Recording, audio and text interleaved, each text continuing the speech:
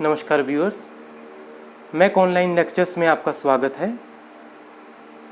अपनी last previous जो video मैंने अपलोड की थी बेसिक थर्मोडायनामिक्स के लेक्चर नंबर 1 में, उसमें मैंने हाईलाइट किया था कि थर्मोडायनामिक्स और हीट ट्रांसफ़र में काफ़ी डिफरेंस है। उसी कॉन्टेक्स्ट में कमेंट बॉक्स में एक कमेंट भी मुझे मिला जिसमें मुझसे पूछा गया कि दोनों में डिफरेंस है क्या। तो आइए आज की इस वीडियो में मैं इसी डिफरेंस को आपके साथ डिस्कस करूंगा कि दोनों फील्ड्स में आखिरकार फ़र्क क्या है। या इसको इस तरह से भी आप कह सकते हो कि जब ऑलरेडी हमारे पास थर्मोडायनामिक्स हैं और उससे रिलेटेड कैलकुलेशंस हैं जो कि काफ़ी वास्ट एरिया है अपने आप में, तब हीट ट्रांसफ़र जैसे फील्ड की ज़रूरत क्यों पड़ती है। जब तक आप थर्मोडायनामिक्स को अच्छे से नहीं समझ सकते, हीट ट्रांसफ़र में भी आप नहीं जा सकते। हीट ट्रांसफ़र में सबसे पहले तो थर्मोडायनामिक्स ही है, लेकिन दोनों में क्वाइट डिफरेंस है। आइए उसको समझने के लिए मैं आपको एक छोटा सा उदाहरण देता हूँ। मान लीजिए मेरे पास एक स्टील का या आयरन का ब्लॉक है, आयरन ब्लॉक या आयरन बॉल। अब इस बॉल को मैं कुछ एलिवेटेड टेम्परेचर पे ले जाता हूँ, इसको हीट अप कर देता हूँ और मान लीजिए इसको 150 डिग्री सेल्सियस तक हम ले गए हीट करके।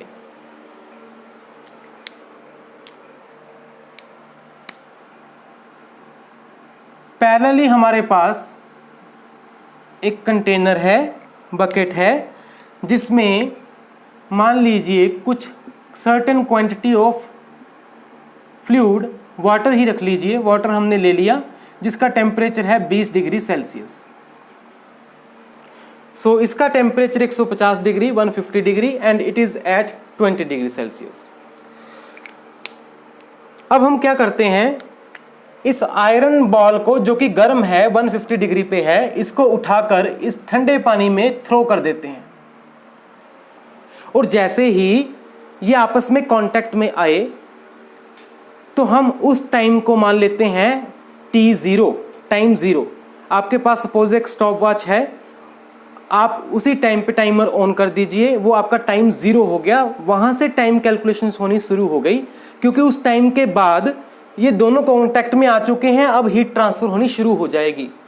तो मान लीजिए वो टाइम है T in seconds, small t in seconds. तो हम ऐसे कह सकते हैं कि टाइम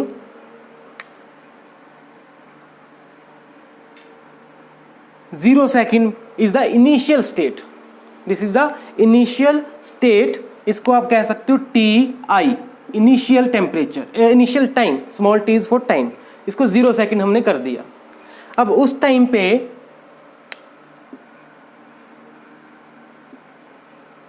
आइए कुछ वैल्यूज हम रिकॉर्ड करते हैं रैंडमली, क्योंकि ये एक्सपेरिमेंटल तो अभी हमारे पास है नहीं। मान लीजिए यहाँ पे हम टेम्परेचर नोट करते हैं स्टील या आयरन, जो भी हमारे पास बॉल है उसका, इन डिग्री सेल्सियस, और फिर temperature of water, T water in degree Celsius. Capital T is for temperature, small t is for time. अब जैसे टाइम 0 था, मतलब दोनों कांटेक्ट में लाए गए, उस टाइम पे हमें पता है कि दोनों का एक सर्टेन टेम्परेचर था। बॉल का टेम्परेचर था 150 डिग्री सेल्सियस और वाटर का टेम्परेचर था 20 degree Celsius. This is basically an equilibrium state. T0 is an equilibrium state of two objects, two things, one is ball, another is water. This is at 150 degree Celsius in equilibrium with air or surrounding. This is at 20 degree Celsius in equilibrium with surrounding. और T0 पे हम दोनों आपस में contact में ले आए। तो एक तरीके से ये इक्विलिब्रियम स्टेट है जिसमें टेम्परेचर्स इनके 150 डिग्री, 20 डिग्री है। अब उसके बाद जैसे जैसे टाइम लैप्स होना शुरू होएगा,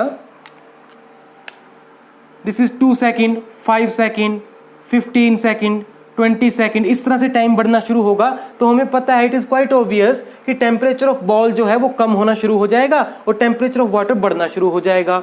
हो क्या रहा है, बॉल की जो अंदर हीट है वो हीट डिसिपेट हो रही है फ्लूइड में, लिक्विड में। तो लिक्विड का टेम्परेचर बढ़ना शुरू हो रहा है और बॉल का टेम्परेचर कम होता चला जा रहा है। तो ये टेम्परेचर्स जो हैं ये कुछ कम हो जाएंगे। मान लीजिए 2 सेकंड के बाद ये रह गया 130, ये हो गया 40, उसके बाद ये हो गया सपोज 110, ये चला गया 55। ये सब रैंडम वैल्यूज़ मैं लिख रहा हूँ समझाने के लिए। ये सपोज आ गया 80 पे, ये चला गया 93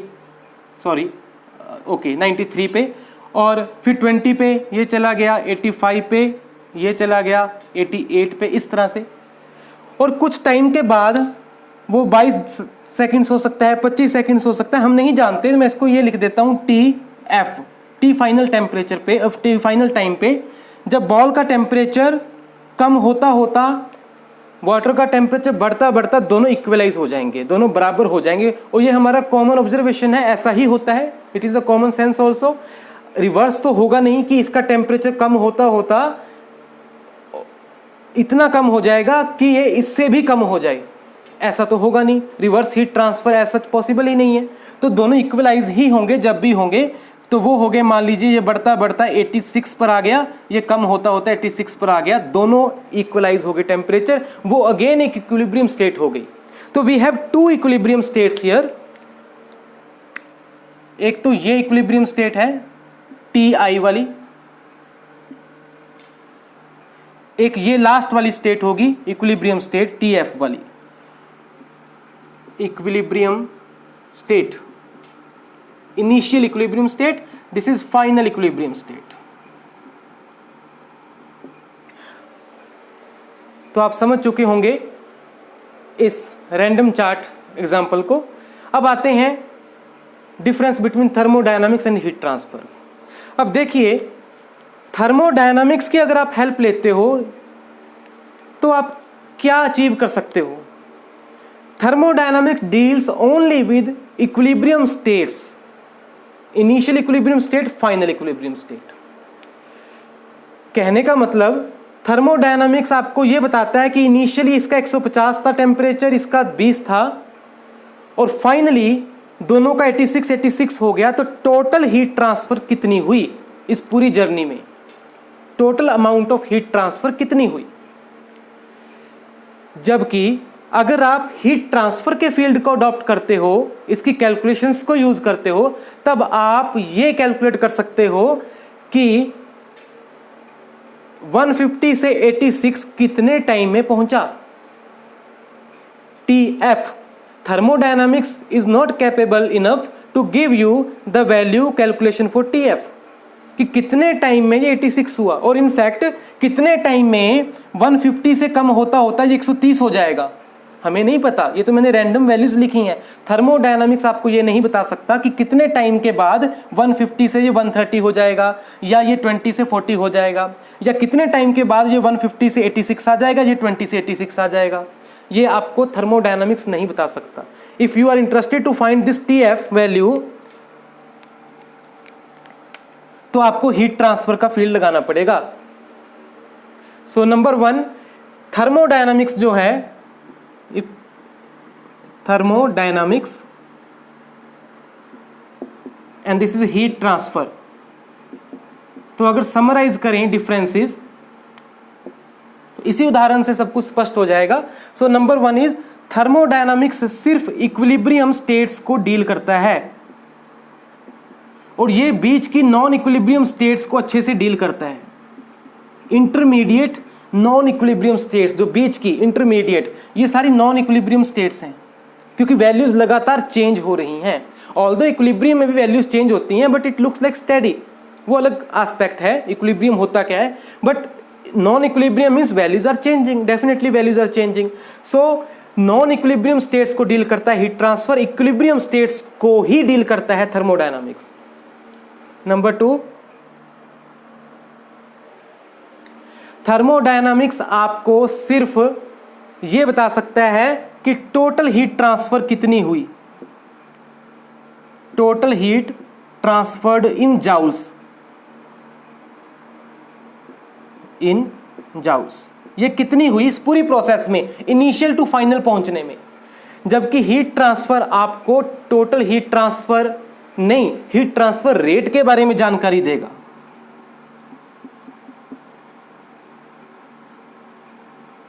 heat transfer rate, that means पर सेकंड कितने जाउल्स ट्रांसफर हो रहे हैं, एक सेकंड में कितनी हीट ट्रांसफर हो रही है गर्म बॉडी से ठंडी बॉडी में, from the hotter body to cold body, what is the rate of heat transfer, that means how much heat is being transferred per second, joules per second.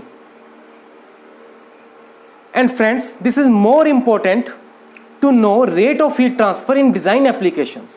इसको मैं आपको एक उदाहरण से समझाता हूँ। जैसे आपके पास डेस्कटॉप है, उसका एक CPU है, CPU में प्रोसेसर है, तो जब CPU चलता है तो प्रोसेसर में हीट प्रोड्यूस होती है, और वो हीट जो है हमारे माइक्रो कंपोनेंट्स जो हैं, चिप कंपोनेंट्स हैं, उनको ख़राब कर सकती है। इसलिए उस हीट का डिसिपेट होना बहुत ज़रूरी है। इसी वजह से उसमें एक स्मॉल फ़ैन दिया जाता है, वो फ़ैन लगातार उस हीट को उठाकर बाहर फेंकता है। तो अगर आपने उस फ़ैन को डिज़ाइन करना है तो आप कैसे करोगे? डिज़ाइन के लिए ये इंपॉर्टेंट नहीं है कि टोटल कितनी हीट पैदा हो रही है, because that is proportional to the time for which your computer is running. जितना आप पीसी को रन करोगे उतनी ही ज़्यादा हीट प्रोड्यूस होगी। तो ये इंपॉर्टेंट नहीं है कि टोटल हीट कितनी प्रोड्यूस हो रही है, रैदर दिस इज इंपॉर्टेंट कि एक सेकंड में कितनी हीट प्रोड्यूस हो रही है, क्योंकि जितनी हीट एक सेकंड में प्रोड्यूस हो रही है उतनी ही हीट एक सेकंड में बाहर एयर में सराउंडिंग में डिसिपेट करना जरूरी है, ट्रांसफर करना जरूरी है, ताकि आपका प्रोसेसर जो है वो हीट के इफेक्ट से बचा रहे। इसलिए उस फैन को डिजाइन करने के लिए रेट ऑफ हीट ट्रांसफर जानना जरूरी है कि एक सेकंड में कितने हीट ट्रांसफर हो रही है, so that you can calculate with the help of heat transfer field. Thermodynamics में आपको टोटल हीट ट्रांसफर मिलती है, रेट ऑफ हीट ट्रांसफर नहीं मिलता। एंड नंबर 3 इज, अगर आपने बीच के इंटरमीडिएट नॉन इक्विलिब्रियम टेम्परेचर्स जानने हैं, टेम्परेचर्स, तो थर्मोडायनामिक्स आपको कोई इंफॉर्मेशन उसकी नहीं देगा क्रॉस, जबकि वो इंफॉर्मेशन भी आपको हीट ट्रांसफर से ही मिलेगी। इंटरमीडिएट टेम्परेचर्स ये आपको यहीं से मिलेंगे।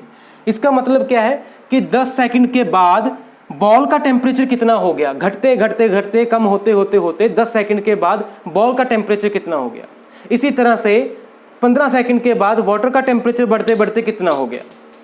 तो अगर आपको ये इन्फॉर्मेशन चाहिए कि इंटरमीडिएट स्टेजेस में कितने टाइम के बाद क्या टेम्परेचर्स थे, दैट मीन्स आप इसको ऐसे भी प्रोजेक्ट कर सकते हो कि temperature capital T versus small t seconds में या डिग्री सेल्सियस में। So what is the graph? Obviously water का ग्राफ जो है वो बढ़ेगा और बॉल का ग्राफ जो है वो कम होगा, नीचे की तरफ जाएगा, क्योंकि टेम्परेचर टाइम के साथ साथ वो कम होता चला जाएगा, वाटर का बढ़ता चला जाएगा। तो अगर आप ये ग्राफ जनरेट करना चाहते हो तो वो भी आपको हीट ट्रांसफर के फील्ड से ही मिलेंगे, ना कि थर्मोडायनामिक्स के फील्ड से मिलेंगे।